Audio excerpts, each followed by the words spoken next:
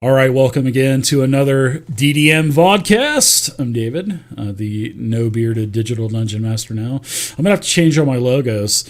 All these weirdos that you see in front of your faces, you guys are making me laugh. We've got the Wild Die podcast today. It's so good to have you guys back. You guys were actually my first... I can just see you humping the leg of someone, Harrison. This is awesome. So thanks again. You guys were my first guest way back in the day. And I'm still waiting for one of those stickers or no sleeves. But welcome, Eric, Gary, and Harrison, the Wild Eye podcast, to the Digital Dungeon Master vodcast. So, Whoa. Yeah. What the hell? Where did your professionalism go, man? I've always known you to be all about professionalism, and you just chuck it out a window straight away. What's wrong with you? I've totally let you down now. But hey, you know what's cool now, Harrison? You're not on PG-13 with the Wild Die podcast. You can say whatever the fuck you want to say on this thing. Ooh, bar set. And because I listen to all your guys' podcasts, and there's just a lot of beeps and stuff from where Harrison starts to lose his cool on the chase rules and stuff. So, well, I tell you what, then this is going to be a new platform for me to air some of my horrific views. Let me tell you, ladies and gentlemen, it's going to get real nasty up in this bitch. You know, I gotta say, Dave, the last time I heard a burp that chunky, my mom had like Taco Bell. So did you? Who was Taco Bell? Was that a boyfriend? It wasn't a burp either. What in the hell is that hanging from your Yeti, Gary? Oh, sorry. Are my balls inappropriate? Is that like bull balls or something like that? I see those all the time hanging off of the back of trucks here in Texas. Oh my God, it's a light. Yeah, but they're for a bicycle. They're called bike nuts. I want to ride my bicycle. And this long black shaft is my microphone. That's why we got him. And now I have... Speaking of professionalism, you guys are just unbelievably awesome. I could just stare at the cam and just look at all three of you for an hour and just call it a day. Just watch you for an hour. I should point out, I wanted to say, we're from the Wild Die podcast, which is a podcast all about Savage Worlds. Yeah. I wanted to have my my shelf of all my gaming books behind me, but I had to get my old shitty laptop out to do this podcast because it has a webcam on it. And I've got a Minecraft pickaxe, and I don't even like that game, but I put it on the wall ages ago when I was a fan of that game, and now I can't really get it off. So this is quite embarrassing view of my crappy yellowing wall and a shitty pickaxe on the wall. So I'm sorry about that, ladies and gentlemen. It's not quite a palette as you imagined I lived in. Sorry. Just before we went live, I actually was in the can and I had my headset on and I could hear you guys critiquing everything on the shelf behind me. So, there's no Savage World stuff up there, right? It's all that 5e gangbang shit. whatever you So disappointed Good to be back, Dave. It's great to have you guys back, Eric. I used to like Starfinder till I listened to Dave's reviews, and then I didn't want to play it. I thought that your review was really good. Actually, it just didn't sound like my cup of tea. But yeah, I think your reviews are very good. I just want to say that. But they're very comprehensive. However, I listened to it and I thought, hang on, he's gone into such depth and he's made me realise that I don't want to buy this game. So, it's like Pathfinder in space, right? Yeah, exactly. Oh, God. And I was a bit done with Pathfinder a couple of years ago. So yeah, well, I think you're the big Last Parsec fan, aren't you? If I'm not mistaken, that's why I said that. I figured, yeah, you had the. I'm sure you have the. You have the box set, so. Nah, never mind. No, I did have it, but I do.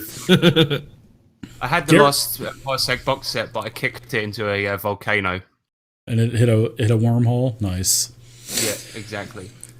So go ahead, Gary. I gotta say, usually when I watch your reviews, I spend the majority of it watching your face on my 55, 60-inch TV, and I'm always staring at your beard, trying to see what you had for lunch, see if I can't find some cheese or some crumbs in there. But it's gone now. Smooth as a bit. I finally was gonna. When I shaved it off last week, I was putting Because when you have a beard, you're not supposed to just take it right, scalp it down to the skin. You're supposed to let it be short for a little while and put some like lotion and stuff on it so your face won't break out. So that's what I did for a week. So when I went to shave, I had an old Mach 3 handle, but then I had some blades that fit some other razor. I had no clue. So finally this morning, I got to shave for you guys because I know you guys would appreciate a nice clean shaved DM. How long does it take you to grow that thing? I actually, the last time I shaved was October 13th, 2013. I had an interview for a curator position at a museum that was opening up in the county, and I actually got the job, but I turned it down. Duh! I turned it down to stream. That was a great move on my part. Oh, look at you now, Mr. Big Shot. Yeah. So Mr. you Big had Shot. a making 5-year-old millions, razor. Eric. Making fucking millions. That's where the money is. Your razor was 5 years old. Is that what you're saying? No, Last time I you shaved? threw them away, so I just bought some disposables, and I went through like 3 or 4 disposables shaving today. So did it for you, Gary. It's funny actually because me and Gary actually gave up our jobs to start streaming as well. We found this wonderful site called Chatroulette. It's brilliant. You can stream on there. All you have to do is take your clothes off. You get loads of money. Wow. The unfortunate thing is, though, is that you have to have the good model sort of look of Gary to do it. He makes a lot more money than I do. Well, Gary was I'm wanting to also see on- my junk before the stream. I'm like, do you ask everybody that, Gary? I mean, Just want to make sure I'm on par. I like to compare every once in a while. And I'm not on Chatterbait. I do the chat roulette. Oh, okay.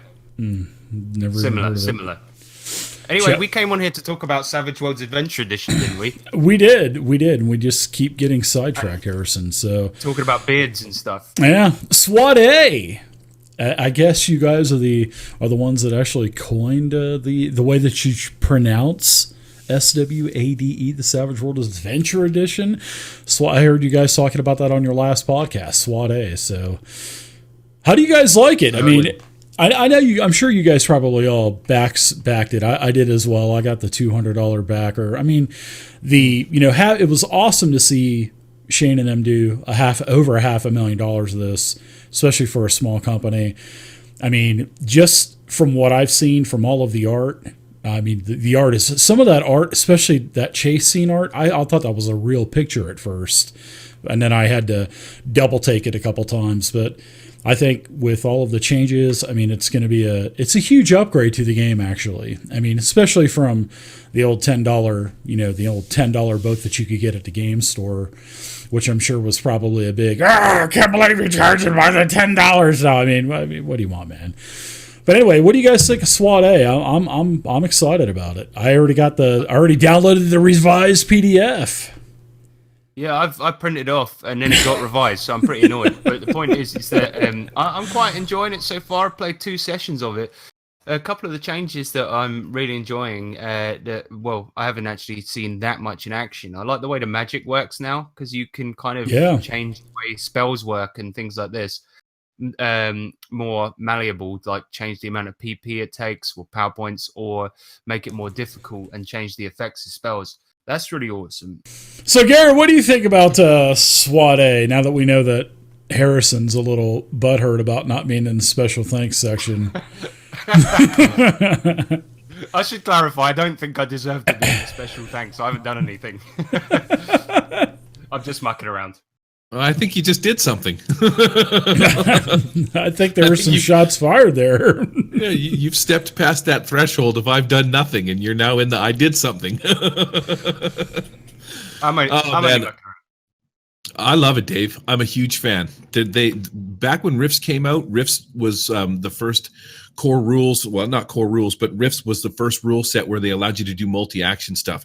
Casting 3 spells at the same time and all the other cool stuff that goes with them is fantastic. Multi-action penalties. You can shoot with the same gun now 3 times, which is pretty cool. There's a lot of neat features that are in the book that sort of just not only simplify everything and streamline it. Well, here's the problem. We say that it's simplified and streamlined because when you read it, it makes sense. But when you do it in actual play, there's a lot of confusing new rules with old rules. So even when we were playing this morning, me and Eric were like, we had to read everything. How does the drop work? How does disarm work? What are we doing over here? Oh, man. But yeah, I'm a huge fan. I'm almost as much a fan of SWADE as I am a fan of yours, but you still beat SWADE. It's awesome. What I rather like about it now is that happy when it's had kind of. Sorry. No, I'm go interrupting. But what I quite like is that it's had kind of a facelift in terms of the way it looks. Mm-hmm. But I've seen it's kind of had a facelift in terms of the writing as well. And one of the things that a lot of the fans were calling out for is for certain things to be clarified because it was written not necessarily, like I've said, it was written quite badly in the past, and it was a little bit because some things were unclear. And it seems like a lot of what our job was on the Wild Die podcast was clarifying rules and trying to tell people this is how it works or this is how you can do it if you want. And nowadays, it seems like in this one, they've gone, no, look, this is the official ruling. And they put it down clearly in black and white. Well, not black and white, in color, in full color for everyone to experience. And I think that's what it needed. It needed a good injection of some actual proper quality writing and including everything they've learned over the years. And it seems a lot better in that regard. So I'm really, really pleased. And it's more of a thing that, as I mentioned on that podcast, that you can be proud to show off. Whereas for sure. Before you'd be like, okay, this thing isn't particularly clear in the book, but this is how you do it. This thing isn't particularly clear in the book, but this is how you do it. And it'd be constantly like having to make excuses for it, even though once you play it, it's a great game. But now it seems like that's hopefully not going to be the case. No, to go on that, I've showed, I have my Savage World stuff, and I've had a couple of people come over. They wanted to play some Last Parsec because I did the Kickstarter, and when they were looking through the core book, they're like, "Oh man, this is the art's not very good and stuff." And to go what you're saying, it's had a major facelift with art. I mean, just the art that they showed off in the Kickstarter, that stuff was amazing. I mean, and it's nice to see them get that facelift. And to comment on what both you and Gary were talking about, there's going to be some growing pains because you're going to have to get accustomed and used to the rules. So you're going to have to look stuff up. But once you play it, it's like a bike. The more you ride it, the better you're going to get. So but I'm definitely looking forward to playing it. Oh, it's really cool, and it seems like a lot of the sort of set in stone rules now are what people were kind of doing anyway. So it's like they've learned from like years and years of play. For example, you can Benny damage now, which is a setting rule that I guess a lot of people were using. And it's not a house rule anymore. It looks like exactly. And now critical blood and failures. guts, is it? Yeah, that's it. And critical failures, if you roll Benny and then you roll a like a snake eyes, then you can't Benny that. That's it. Critical fail. Done. That's a good idea. That's a good idea. Yeah, and that's how I was doing it anyway. I thought that's how the rule was, so I guess I was wrong. But point is that's now how it's got to be done, and I'd much prefer that because it's like if you spend a Benny, you're still at that risk essentially, and I find that really exciting. Yeah.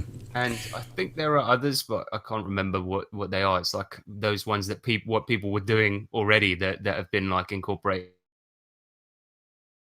Yeah, Joker's Wild, that type of thing. Yeah. I love Joker's Wild. I always use Joker's Wild in all of my Savage Worlds games, and I also do what is the one where Bond, I think it is, where you can share bennies as well with one another in your party. Common so, Bond. Yeah, Common Bond. That's it. Yeah, I give that edge to everybody automatically. So we'll just kind of appreciate the still frame of Harrison till he gets back. So,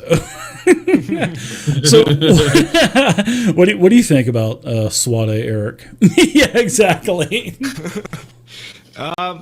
Yeah, I really like it so far. What I'm taking out of this is that, well, I've been playing it for a while, and it's gone through a few editions, and this is the edition that had the most changes done to it. When Deluxe came out, it was just a couple things, and you moved on, and all right, now these are new rules, and that's it. But this one, you really have to flip through it and read everything, because there are major changes, like the multi-attacks that Gary mentioned, and skills, support, and test, and all that. But every edge is different. Every combat rule has changed, basically, but what I like the most about it, because I've been designing a setting for it, is that it's gone from a very miniature skirmish type of battle game to a full blown complete RPG, to me anyway. They've added so much that now you can actually do role play scenes, social interaction, investigation, all that stuff that was kind of lacking before, that now they gave a big boost to it, where you when you play it, and even the chase rules, we've ran chase. Oh yeah. One chase, there's actually substance to that, where you can, it's satisfying to play these scenes now, whereas before it was like, all right, I'll just big hand wave, now this is what happened, and we'll move on to whacking with our swords again to kill someone else. There's the interludes are pretty cool now. Dramatic tasks have beefed up. They've got quick encounters. The old cake baking dramatic task, it's going to be so much better now. That's right. Best ever. It seemed like that way, like you were telling me the other day, Eric, about with the new rules for gathering information, like where combat was the real only thing in the game that had the real meat to it before. Now they've got other types of scenes in there where it's got these cool rules and different tactics that you can use, whereas there was only real one tactical situation before. Now you've got, like, okay, if you want to get tactical and use your brain and be clever about stuff, there's now all these different ways to do it, and use them, and or don't edges use them. to support them.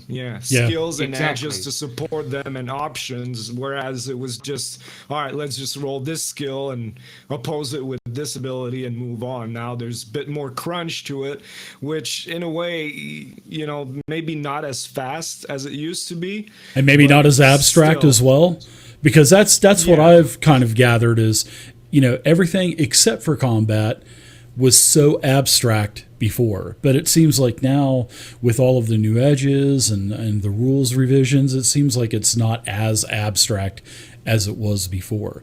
And that's why I think you may be saying that it feels like a more complete RPG. Yeah, it's more satisfying. I think, like, when we played the chase, I was probably the only guy that liked the old chase rules, but playing I like the old chase rules.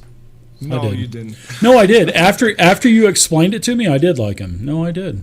Oh, okay, cool. But yeah, they were really abstract. It was just roll a dice and your card, and then you go in that order, and you were limited to what you could do. But now the new chase rules, it's actually like a real combat that a mobile combat that you're running with real options there. I love the options. The options, and it seems like it gets everybody involved now too. Whenever you're doing a chase, which is really cool. But no, believe me, if I didn't like the chase, I would say it, because I that's my downfall. I opened my mouth. So no, but I did like the old chase rules. I didn't at first until you actually went over them. So, and I really like the new tests thing as well, because before it was like agility tricks, smarts tricks, and now you have this like tests thing, so you can do tests using pretty much any skill if you want. Yeah. And I remember ages ago, I got loads of flack because in one of my podcasts, I allowed a person to use swimming to dive onto somebody using swimming during an actual play. It was really dumb. But now I guess you could do that. Athletics. And be like, I'm going to use. Yeah, I guess it would be athletics. Yeah. But still, you could do that, I guess. Yeah, I did one today. I didn't have. Whoops. Am I still You're there? there. Hello, you're there. I don't We know should what have happened. trolled him. No, you're not there. Where'd you go? Everything went dark. Maybe it's anyway. No, today we're playing Iron Gate last parsec, and we're kind of stranded in this desert.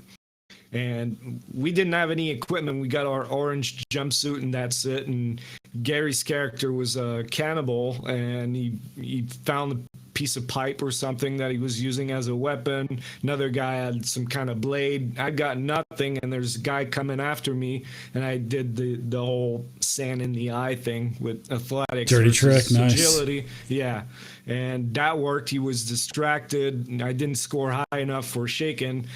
But that was fun. And then he threw a net at me, so we tried the new entangled rules for grappling. Nice. I got tangled up in that net, and then he picked me up and he threw me over a cliff. I went down. Some more bumps and bruises there. I was at -2 just for fatigue. Then it took me like 3 rounds to get out of the net. So a lot of crazy stuff. Even now with the new rules, and like Gary said, we spent a lot of time rereading the rules because we didn't want to take anything for granted. How does grappling work now? How does pushing and all that stuff? And it's all in there, and it's still pretty simple. But yeah, right now I'm still at this stage while we've played 3 sessions with the new rules, that you're at the stage where you're kind of learning a new game. Really, it still feels familiar. Still feels like Savage Worlds, but like you're relearning how to play this game. And that's why I think it's exciting for the Wild Eye podcast, because now we all start at the same level. There's no more Eric's got 10 years and Gary's got 3 and Harrison's got 2. It's like we're all starting at level 0, and now we're and you all get to learning learn it together. together. Yeah, exactly. Well, there's some new accelerated combat options in there too, right?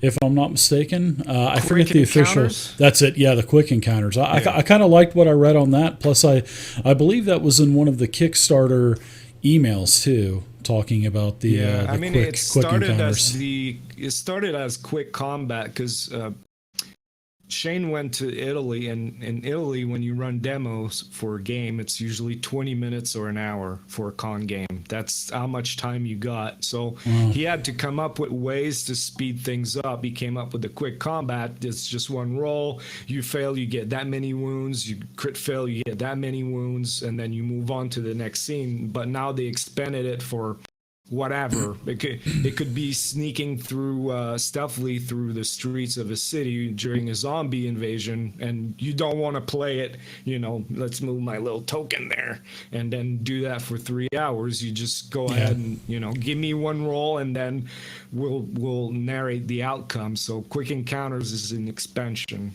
on that. So what the spell options have to be my favorite, just to expand on how they work. You take a skill like before, like you've played Hellfrost. You know how you have no power points in Hellfrost.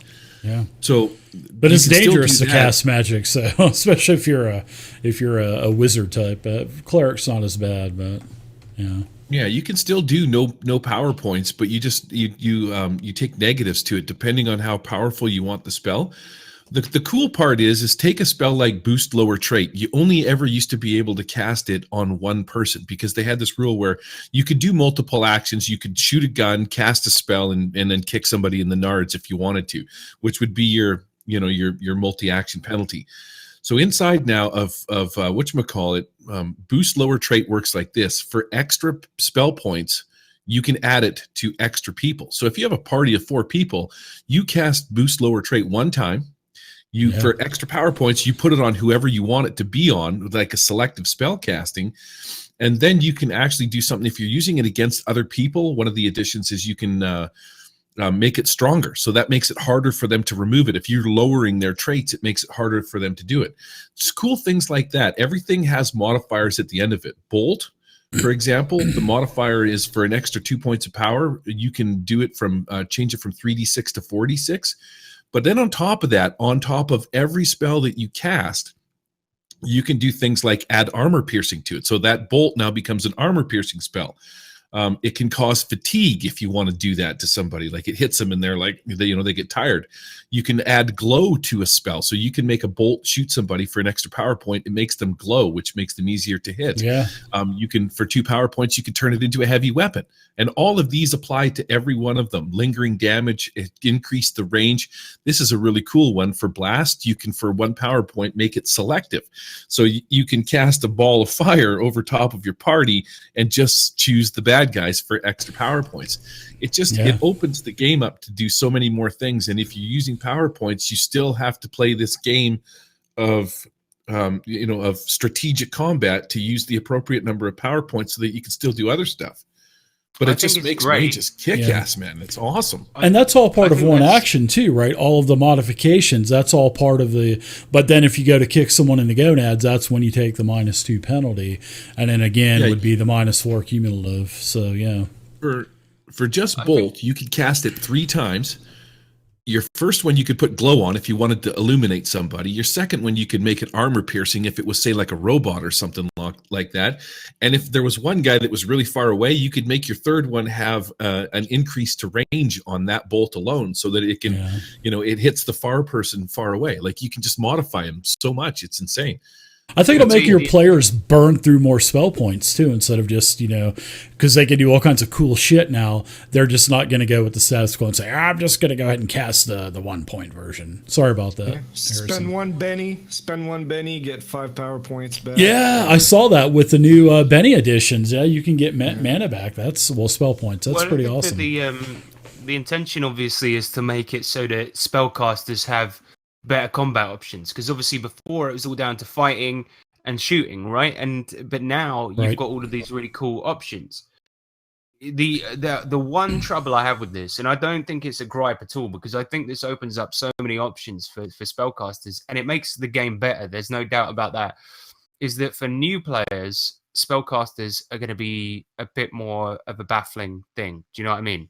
Because I often play Savage Worlds with complete newbies, and if they sit down at the table and I can be like, okay, your spells, usually it's like, okay, you've got your spells and the descriptions are in Deluxe, you're like, oh, they're so easy. This is what they do. They do this, and you can write them pretty much in one line, right? Yeah. And now it's like, okay, you can do them, but you've got all these different options. And that's one of the problems I had when I played the game Genesis, right? And I sat down and played that, and I was just like, oh man, there's all these options, and I don't know the game well enough to really be confident in trying them out. And maybe I'm thinking that it might be a little confusing for new players, but I don't see a problem with it overall, because I think it's great. It's just that's I got a little niggling feeling in the back of my neck where I'm like, maybe then I wouldn't recommend spellcasters when a newbie sits down anymore.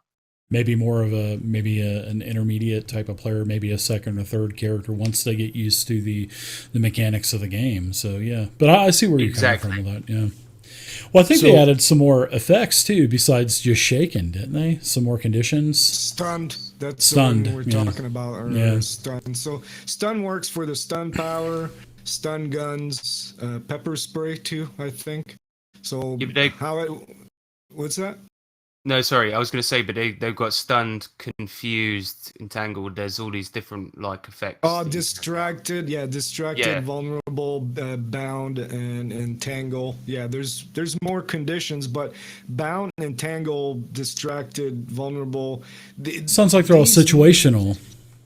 Yeah, they were already baked into the game. They just weren't given a name. Now, by giving it a name, it's easy to reference to it instead of saying it works just like this spell. You just use that word. But stun, it's pretty nasty. We found out today playing Iron Gate how it works. Is while you get a stun gun, you only got 3 shots. After that, it takes 2 hours to reload, which is a good thing because Gary's characters get shot. Now, when you get shot, if you get a shaken on it, so you get hit, you need to roll vigor -2. If you fail, you drop prone. You can't act. You can't move. And you basically get the fuck condition, right? You get the fuck literally what drop on you. Wow. And then every round you can roll vigor to get back up, but he failed his vigor. I got hit with a stun gun too. I went down. and that's it. So I think I need to try it a bit more to see how often you actually fail that vigor roll, because right now it's 2 out of 2, and it seems like the I win button, get a stun gun or get the stun power, and you just kind of wipe the battlefield, because wipe it off, especially stun. You get a mage with 20 power points and bye everybody else. Yeah. You just get a guy with this spear that goes in and just skewers everybody that's down prone. Is it like a cone effect, or is it a just touch, or how does it work for like casting? It can the stun power. That's a. I think it's just range, but you can change it and put it into a radius. You can. Oh wow! Make it, if you pay more modifiers, you can put it into a medium burst template if you wanted to. Oof, that does sound vicious, guys. Yeah. It falls under the stun power falls under situational rules like area of effect and stuff like that. Yeah. It's just a thing that can happen to you. A condition that can be placed on you is stunned, but then you can also add stun to a spell is a separate kind of a thing. So like blast, you could cast a blast of electricity and then add stun onto it, and then everybody has to make vigor rolls -2, and then if they don't, like you said, it's the F bomb. Yeah. There's four things that happen. You fall prone, you can't take any actions, you don't get gang up, and anybody that attacks you gets the drop, which is +4/+4. Yeah. Like you get messed up, dude. You just lay there like twitching. People come by, boom, you're done. So do you think this is going to be the new power that everyone picks?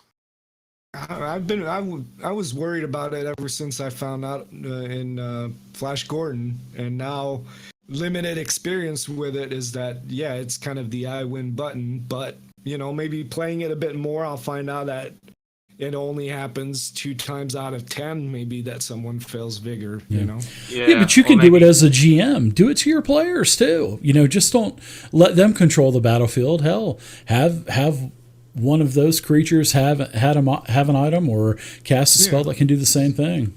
Well, that's what happened to us. We weren't we weren't players, then we got it done to us and messed this up. You know what's going to happen is there's going to be like Last Parsec, the stun wars, and people have stun guns, right? They'll all fire, miss, and then everyone will stand behind cover for 2 hours and be like, in 2 hours time, you're so fucked. And they're all yelling at each other for 2 hours, right? Yeah. And then 2 hours time comes World up, War I they'll reload fire again. Yeah. What is it? Those cattle prods? Everybody's going to have those. Oh, my God. Yeah, totally.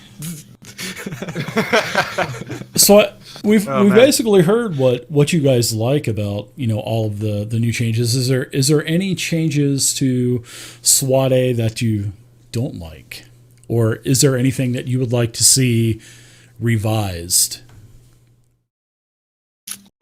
Well, I was actually going to say they accidentally got the size for the hippo and the rhino the wrong way round, and I'm glad to see that they in the list of changes they switched them around, so that's good. I do like that new chart though that they put in the PDF for the size differences. I do like that. Now. Yeah, the scale. Yeah, I do like that. The other cool part about scale, Dave, is if you have like a gigantic dragon or something like that, you can give it up to 4 or 5 wounds. Because it's so much bigger, you can increase the wounds on it. So it's going to take more. It has that higher threshold to be tougher. As it should be if it's a dragon. Yeah, that's another thing that a lot of people were doing anyway. I mean, a lot would just have like these things with ridiculous amounts of toughness that you can never damage, and sometimes that makes sense. But sometimes it should just be so big it can take a couple more wounds or something. You know, I think that makes perfect sense, and I like that a lot. But as for things that I don't like. I've got to say, I don't like. This is a really minor thing, but the new character sheet is hot garbage. Hot garbage. Hot garbage. Is it a multi-sheet sheet? I haven't taken a look at it yet. Is it all one side or is it 2 sides? Well, actually, there's a multi-sheet one that's not as garbage because the sheets that come with it are quite good, but then it's just the normal one is quite bad. I don't like it at all, and I know that what people are going to do almost instantly is make their own ones, and I'll just download one of those anyway. But that's what I was doing with the previous one anyway. But the previous one was okay. This one's just a bit lame. I haven't seen it's it yet. standard. It's like every other one that you've seen before. Do you know what I mean? It's got all your like ripped pieces of paper stuck to a cardboard sort of backing kind of a thing. Was that Anyway, one of carry the on, Gary. Kickstarter goals to create a new sheet or like an interactive sheet or something like that? Or was that not one of the Kickstarter goals? I don't think so. It came. You can download it from your package that you got from Pinnacle, and it comes with the character sheet, and it's apparently it's form fillable, and you get a character folio with it too. It Okay. came separate. It's not in the book itself, but if you pledge, you get it for free. And I mean, it went on sale yesterday also. Yeah, and I think yesterday, yeah. that's probably gonna be free. So. Yeah, no, for me, the only thing that bugs me because I'm trying to design around it, it's the wealth rules. I like the idea behind it, which is like you get a wealth die type, and when you need to buy something that would cost more than, buying a candy bar or whatever, you just make a roll, and if you get it, then get a 4, you got it. But then you've got other parts like performance where you can earn money from performing. You're a bard or whatever, you at the tavern Playing the skin flute that you always play? Yeah, that's right. You got your making hat, any. you want money, but then there's no relation between that amount of money and the wealth rules. So if you use the wealth Double rules, dipping it. Yeah. it's kind of, yeah, and I kind of asked Shane what was going on with that, and I don't know. I don't understand. So I'm trying to make it work together, because if you're an entertainer and you're using the wealth rules, in the wealth rules it says that like just bribing someone has no real influence on it. So it gets kind of odd there, but it's one of those new really abstract rules that I think is going to get changed a little bit over time, or refined maybe. I'm hoping Maybe they'll so. take it out. I like the edge that they had that you could take where you could, have more money at the start of your character. Fame? Fame. Yeah, for- rich or fame. Yeah, Fame that was Rich, I think it was. Yeah, that was a pretty good one. But to have like two steady, continuous, intakes of money would be kind of ridiculous a little bit. That's just my opinion. Are you in the special thanks credits at the beginning of the book, Eric? Me, no. Unfortunately. No, I'm not. Gary, what about you? Wow. Is there anything you The don't Wild like? Or oh, go ahead. Nothing I don't like. I'm surprised the Wild Eye podcast didn't get a mention, considering we spent the last 2 years fluffing this thing up, and then all the stuff that Eric does. What's going on? That's all I want to know. Just kidding. Couldn't agree more. So Shane, if you want to defend yourself, come on to the podcast. So the last time we talked, I believe that you guys had some favorite settings, and are you guys still on the same side of the fence with your favorite settings, or there's been a couple come out like Flash Gordon and stuff like that since we had last talked. So Harrison, what's your favorite setting? Is it still Rippers or is it still Solomon Kane? I tell you what, since we last spoke, I have been trying my damnedest to play a bit more Deadlands, and it's not really an original answer because a lot of people like Deadlands, but I've played a couple of sessions more of that. One of them went really badly and ended up with and I'm very sorry about this, trigger warning, ended up with all the characters raping each other in a big conga line. In a conga line? Oh my god! What? When does that happen in real life, let alone in Deadlands? Oh my god! Yeah, I know that was what was annoying about it, and it really ended badly. And they called it a bum conga. And one of my friend Luke, he came to the session with the intention of killing player characters and trying to start arguments between player characters and things like this. So he just started raping other characters for no reason. He's never ever getting an invite back to one of my games ever again. He basically ruined the session. And my mate Phil, it was his first time ever playing Deadlands. And I said to him, I was like, look, I'm going to run another game next week. I'm so sorry about what just happened. Because his character was getting bummed up a tree by a priest who was also being bummed by an Indian. And it was awful. It was so bad. And so I was like, okay, what we need to do is, I just said to Phil, I'm going to run another game next week. I'm not inviting any of the other two guys back. It's fine. Don't worry about it. And then what happened is that we played a session with a completely different crew. I invited Phil back, and we took it seriously that time, and it was absolutely brilliant. I had a great time, and so I'm trying to play a bit more Deadlands. I absolutely love that setting. Another one I've been. Sorry, go on. Oh no, you go ahead.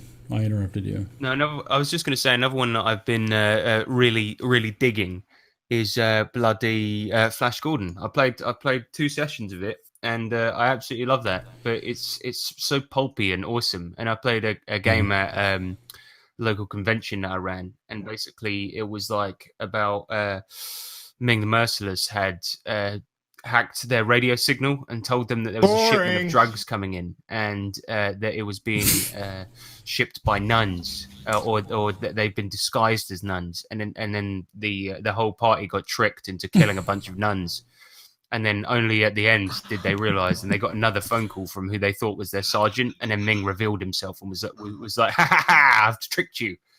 Eric falling asleep. I don't think you like Flash Gordon then, Eric. So you're not a Flash Gordon. That's awesome. Do you remember the time we were on the bench and we went flying through that cave and sharks were being fired out of torpedoes at us? Sorry, my internet's just bugged out. I'm sorry, Harrison. That was rude. No, it was nothing against Flash Gordon. It was just me making fun of Harrison. I thought you were going to start putting toothpicks in your eyes to keep them. Then they'd break as your eyes slam shut. I think Shane had mentioned. Well, Shane actually mentioned on the vodcast that I had him on last month during a Kickstarter that they're actually going to spend 2019 and redo a bunch of games. So I would like to see a Deadlands box set come out. I mean, that would be amazing. I mean, I would like to have everything Deadlands just because the game is so fleshed out, Did you get that box, that limited edition? The 20th anniversary? No, yeah. I didn't. No, I didn't. I didn't see it until it was too late. And then, whenever you tried to get one, it was just too expensive. They got it again now. Yeah. Oh, do they now? You didn't miss out. I think. Yeah. So I mean, but if it's going to be revised, I mean, yeah. I think it's a D20 version, isn't it? Yeah, I see. I want the I want Savage. No, it's not D20. No, it's the original version, and it's Deadlands Classic. Is it? Yeah, the Deadlands Classic is very, very different to Savage. Well, it's not very, very different, but the way it works is kind of it's like a little bit more grit, clunky right? than Savage. Yeah. Yeah, and it's like, I don't know, you have to roll like 15 D4 and things like this. Well, not quite like that, but yeah. Uses the dex cards and stuff. I would rather see it be revised and just get the revised version then. If they're going to be, I have no clue what they're going to be revising, but I would imagine, Deadlands is probably their most popular setting. So I would like to see something. I'd like revised. Reloaded with the whiskey box would have been sweet. Like everything Deadlands Reloaded in the whiskey box. Reloaded is the Savage Worlds version of it. That would have been cool. Yeah. I would have went in all on that. I originally thought that it was going to be the whiskey box for Reloaded, and then I realized it was classic, and I'm like, I know I would never play it. I'm not. Yeah, exactly. What's the point? And when they re-release it for SWADE, though, what are they going to call Deadlands Reloaded for SWADE? What are they going to call it? Deadlands Reloaded? Yeah, it's good. Okay, so possible. Yeah. Moving on. No, they should call it Deadlands Reloaded. Gary, moving on. Gary, so what's your favorite setting in Savage Worlds? I know that you're a big 50 Fathoms guy like myself. Are you still on the Still 50 my favorite. Fathoms? All right, that's cool. Yeah, I'm going to play some 50 Fathoms in an hour here. Yes, Harrison. Nice. You only play 2 settings. You play 50 Fathoms, Starsky and Hutch. That's it. He's played No. Deadlands. He's done Played Deadlands. Deadlands. I played ETU for months. Look up the Fighting Ravens on YouTube. You'll see that I He's was done Susie what? Lou Yuanda Thurman. Gartar or watched it. whatever. I watched Gartar. Fighting Ravens. I watched it. I didn't see you on there. Okay, well, I don't know how you could miss me. I'm the only fat, giant, bald, ugly guy that's, in the whole deal, trying to pretend I'm like a young cheerleader. Oh, that was you. Yeah. That was you. Oh, right. He Sorry, was wearing the blonde your wig. acting was so good that I didn't Just realize wait a that was second. you. before we carry on, 50 Fathoms is top notch. Deadlands is top notch. ETU's got to get an award for like sleeper game of the year. Most think people so. look at that and they don't think twice about it, kind of a thing. And then you start playing, and it's like, That's holy what I crap, did. man, this is the best game ever. Like, That's it's what I so did. fun. I was like, what is this I- bullshit? Fucking East Texas University. I'm like, what are you thinking? I'm like, Yeah, it's top what in notch. the hell is this? But when I started reading, I'm like, holy shit, this is a sleeper game. So yeah, I'm It's on not the out. ETU fence now. You know, it's not out yet. This setting isn't out yet, but it's fastly becoming my favorite setting. And it's Wise Guys, written by this guy up over. I don't know where he's at, but to me, he's right over here. I have not yet. Shit, Dave, you know what, dude? You got to come around more often and play with us because you're always DMing and shit like that. But you got to come and play some Wise Guys. Like, I have not played a bad game yet. Something funny always happens. The last game, Blelvis, played by Uncle J-Raz, was wangling his dangler out the window, basically showing his wiener to the dudes that were chasing us. I'm in the back seat playing this pill-addicted magic chick, and I'm throwing up. Oh, you're playing my brother. A CVS shopping bag. Oh, did I say that? I threw my barf bag out the window and tried to hit her in the, hit the windshield and stuff. But I literally have not played a bad game of Wise Guys since in what, 10 sessions. That's actually a really it's good good. point, because I would say that Wise Guys is probably, when it comes out, I think that's going to be up there with the best settings for Savage Worlds, because I think that actually, and sorry to suck your dick for a bit there, Eric, but I know how you like that. But the point is that this game, like, I think it is one that really, really complements the Savage Worlds rules. And also, the feel of it is so fucking good. Like, there's one of those settings that comes along for Savage Worlds every so often. And you just go, yeah, they nailed it. There's some settings you get where you go, yeah, they just wanted to make a setting, and Savage Worlds happens to be the game they play. Whereas there's some where you go, okay, this person knows how to use these rules to make a fucking good setting. And Wise Guys is one of them. And it's like, man, it's so much fun. And like Gary said, something funny always happens. You put a bunch of thieves and a bunch of criminals together, and bizarrely enough, something crazy is going to happen. It's awesome. It's so good. Well, I think that's the problem, Thank you, Harrison, with Savage World settings. I think that it may be a licensing thing where it may be easier to get a license with Savage Worlds than maybe another game.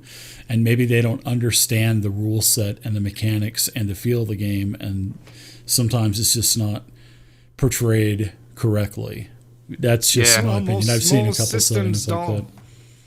Yeah, most systems don't even have licenses. Like, you look at D20, it's OGL. Anybody can publish for it. Savage Worlds, you need to be veto in. Got to get approved for it and by stuff. Pinnacle. Yeah. So, but yeah, there are some poor quality ones because we've, on the podcast, we've had some of these people on the show before, and then turned out their product wasn't all that great. So, it does happen. Some real shit out there.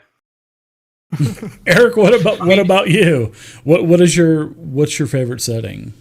I think you were around. I think you were like a last Beasts and Barbarians and last Parsec. I thought you were right. No, last time was Beasts and Barbarians. Now Beasts and Barbarians is quickly falling out of favor for me.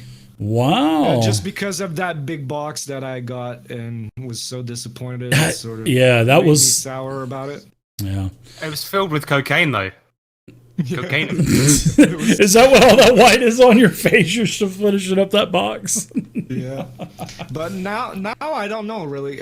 Like the Harrison and Gary have been talking about Wise Guys. It's just that I've been so into it, writing it and play testing it, that it's basically all the Savage Worlds I've been consuming for the past year and a half. So I'm enjoying Rippers right now. We're having fun with that, and whatever we try, there's lots of good stuff. So I also think a lot of it comes down to the players, because you can take a fairly average setting, and I often find that when I play with you guys, like I tend to have a fucking great time, but like sometimes I'll play a really good setting with average players, and it'll be like that wasn't that great, you know what I mean? Because you guys feed off of each other so well, so I'm sure that's probably why you enjoy it more.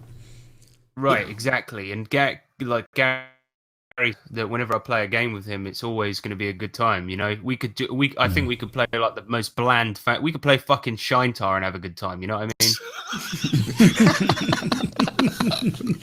Shintar, Shine Tar, never heard of it.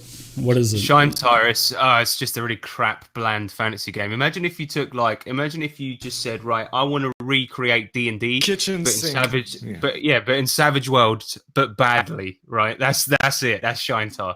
And It's if it was it's on Fantasy Grounds. I'm surprised you don't know about it. I've heard of it. I'm just there. playing. I'm just joshing. I just wanted to get Harrison all riled up. That was was favorite funny, author. I was just trying to look up my Fighting Ravens review on the first episode that I got. And I guess the guy might have deleted his account. If you delete your account, maybe the comment's gone. But one of the funniest things that ever happened, Dave, was this guy. There was a deal inside of Fighting Ravens where we had to go find this grandma. She had cast a hex upon this trailer park.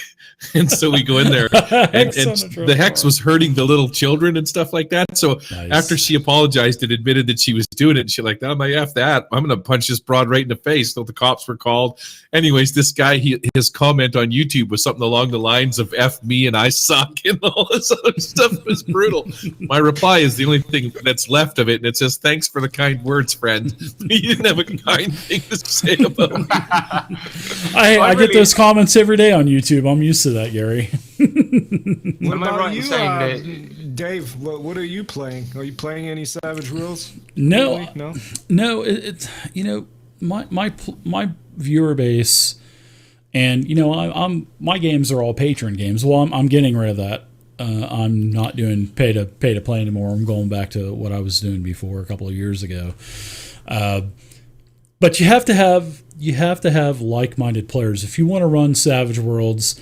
You can't try to force 5e players to play Savage Worlds. You have to have people that want to play Savage Worlds, and that's what I'm going to do next year. But 50 Fathoms has actually fallen from grace on my end, so I'm more of I love Solomon Kane because I'm a history major, and I love how it incorporates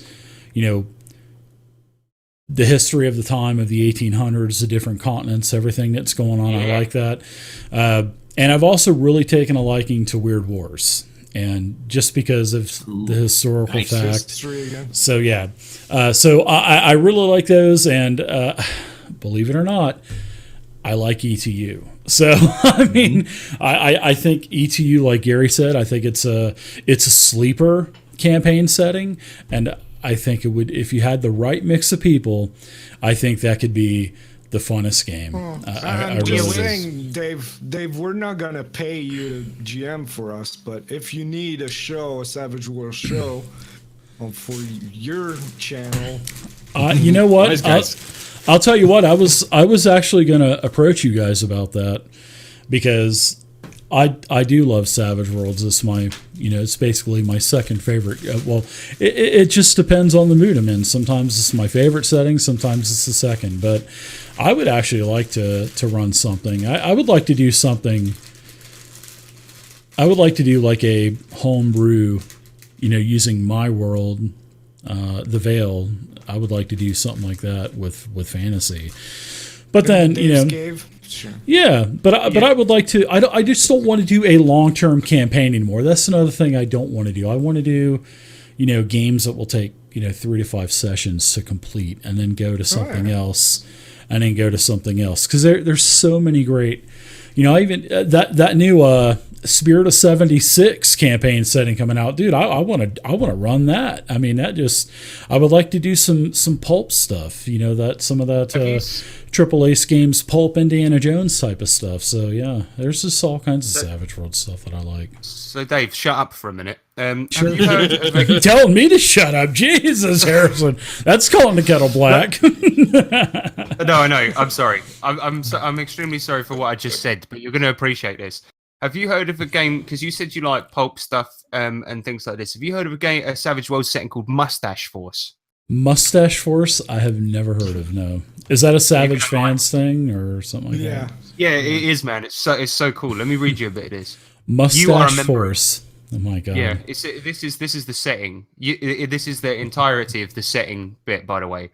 You are a member of Mustache Force, an elite band of not giving a damn cops with kick-ass mustaches who like to shoot law bullets and make love with their man parts. America City is your jurisdiction. It is the biggest and best, baddest city in the world, and it takes ubermen like you to keep that motherfucker in line. Crime loves a wimp, so don't be a wimp. Kick crime in the taint. Enough blabbering. Grab a piece, get a piece, and keep the peace. Do it now. That's it. That's the whole setting. That's it. Wow. That sort of sounds like the opposite of Wise Guys, doesn't it? Yeah. Forget about it. That's it. Forget about it. Or Starsky and Hutch. It reminds me of that a little bit. Yeah, but a little bit Mustache more Force. vulgar. Yeah. Oh, In yeah. the 80s. Yeah. I remember watching that, Eric, in the 80s. You did that in that emergency show and Chips and stuff like that. Oh, my gosh, man. Oh, yeah. Chips was my jam. Yeah. He's actually, Eric Estrada is actually a cop now. Can you believe that? Because of that show, he actually, he's a real cop now. Yeah, I just found out about that. I was like, what? Really? Nice. And he still looks in good shape. He's in like as good a shape as you, Gary. Round? Potato. Well, we'll have to let's get through the holidays, and I've got a lot of adjusting and soul seeking to what I'm going to be doing in the future, and once I get that out of the way, our groups, man. Start by joining our groups, and then we'll rotate. give me some links. Yeah, give me some links. I'll join up, and I still want to. I mean, we've been talking about that A-Team one shot that I'd like to see us all cosplay that thing. That would be awesome as hell. Oh my Especially God, yeah. Gary as Mr. T. Baracus. Yeah, I know Gary was wanting to. He was wanting to do something with that. But we'll get through the holidays, and we'll think of something, and we'll start. I am not putting on blackface. I'm going to be a white Mr. T. I pity the fool. I'm gonna pinch my butt cheeks and rip his dick off. It's going to be more along the lines of, I feel really bad for that seriously confused person over there. I pity the person. Well, I appreciate you guys coming on. It's we've been on for an hour, and it's always good to have you guys. Yeah, man. Yeah, it's good stuff. You guys are welcome back anytime. What's that? You got to be a absolute player. pleasure. Yeah, you want to throw a wrench at your viewers? Be a player one time. Yeah, I have been a couple times in a couple of Pathfinder games. That's probably why I haven't spent as much time. I mentioned this to Eric in an email. I think that's probably why I haven't spent as much time as I would have liked to on SWADE, because I spent so much time on the Pathfinder playtest, which I really do like, but it changes every week, and I'm like, why am I wasting my time, trying to learn this game when I learn something and then it's totally different? The races, the ancestries are totally different. The classes are totally rebuilt. This mechanics is done. Resonance is changed. So I'm like, I'm just going to wait for the book to come out. So yeah, that's what I'm going to do. January. What are we looking at ETA for SWADE, Eric? January something? End of January, I think, isn't it? Yeah, ish. Print copy ish. June, July. Well, sorry. Let me rephrase that. When is the print PDF going to be ready? The final version, probably end of January. Ask Harrison. He just printed it off. He knows. Yeah, this is the final fucking version as far as I'm concerned. You have any idea how much ink costs nowadays, Shane Hensley? Especially color ink. Oh my god! Wow. My friend Actually, had to print this at work. He now got fired because of this. Okay, so you owe him. I'm going to actually say this. I think I'm going to have to put this back on you, because if I'm not mistaken, Shane has said a couple of times in Kickstarter emails, boneheads don't print out SWADE yet. So I'm going to put this back on you. Look, Dave, I have an exorbitant amount of fucking porn emails. I'm not going to filter through all of them to find the one that Shane sent me, okay? You think I've got emails from Pornhub, from Love Honey, from fucking X-Hamster. I'm not going to see one from a bloke called Shane and open it. Ain't going to happen, all right? Understand. I love you guys. Thanks for coming on. We'll All right, anytime, man. Thank you so we'll much. have you for having guys us. on again in the future, and yeah, we'll definitely talk after the holidays about doing a Savage Worlds game. So, all right, everybody out there, thanks for watching. This is the Wild Die Podcast with Eric, Gary, and Harrison. You guys are awesome. And until next time, everybody, happy gaming, stay safe, and keep using that awesome Fantasy Grounds program. Bye-bye.